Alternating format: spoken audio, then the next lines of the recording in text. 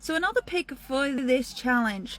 This one was harder but also really easy because I typed in this particular theme into Google and 20 movies popped up and I was like, I can watch any of these.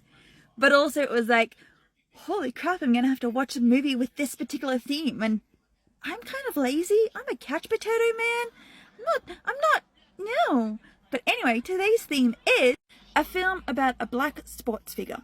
Now, all the films that I had found were all based on true people, true stories, true lives, and they were all within the last decade of being made. So I had an easy pick, but trying to narrow down which one I wanted to watch for this particular challenge was really hard. But I did come down to one that I thought was really interesting, so we are going to watch Woodland. During the growing racial tensions in 1973, talented black high school footballer Tony Nathan, his teammates, and the locals learn to overcome the hateful environment when an outsider inspires them. It is currently on Netflix, as well as a few other streaming services, but I'm going to pop over to Netflix and give it a watch. Let's go, because I don't like sports. I don't care who's playing. I don't care for it. But anyway, I will sit my ass through this and give it a watch. There you go. So it's up on Netflix if anybody wants to check it out. I will give you my opinion in a little over 2 hours' time.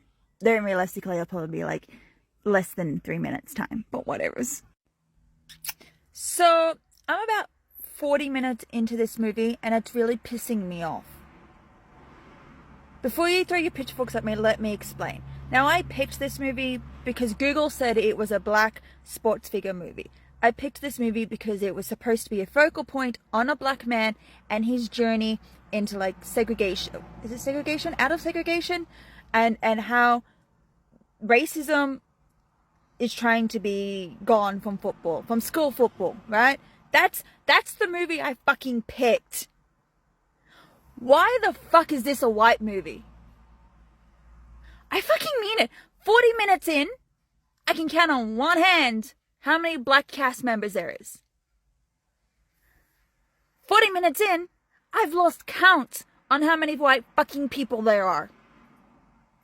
This movie reminds me of The Blind Side. And we all know how that story fucking went, because that's been tabloid news for the past year or so. And that was horrendous. But this is set in the 70s, right? Okay, fine. Segregation's still a thing. America's still trying to fight to be included in schools and not be segregated and not to be seen less than. I understand. That's the background they're using in the 70s. This is the background that this young man went through. Why is it about white people? Why is it about a white religious man coming in and going, if you pray to God, God will give you what you want. If you pray to God, He will give you the righteous path and open the doors for you. Now, I get that black movies are religious. I completely understand that faith is important to black people. I've seen enough movies to understand that that's a key component of their community. I understand. But they're not putting in black religion. They're putting in white religion. Christianity. And going, you need to follow our God.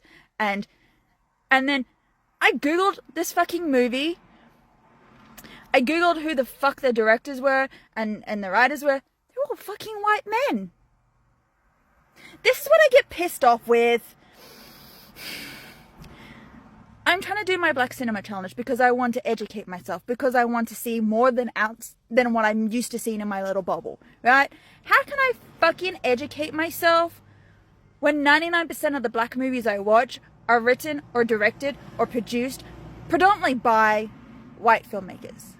And look, I understand that white people need to help open doors for minorities.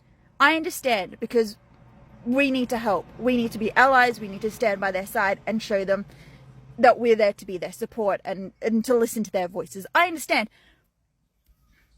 But when you're watching a movie that's written, directed, and produced by white people, that's only their voices in the fucking movie. I watched this movie trying to watch an African-American man show that it's cool to play football and to fuck the haters. Not white people preaching to the church and making it seem like black people are the problem. And I get it, I'm only 40 minutes in and this movie's 2 hours and something long, but it's already pissing me the fuck off. I'm gonna get to the end of the fucking movie and still have this venting the rave going on. I don't like this. Fucking should have picked a different movie, shouldn't I? Okay, so first of all, this movie does not need to be 2 hours something long. I've still got another 10 minutes to go, and it's over. Second of all, that end scene just makes it look like the whole movie is a flashback. Here he is. Third of all, it is a white person story. It is following a white coach who leads his team to the playoffs. Tony Nathan has literally 20 minutes of screen time. His storyline is not as important as the coach's storyline. What's the point, man? Why use a historical black sportsman as your main focal point and then change it to a white coach? Makes no sense, dude.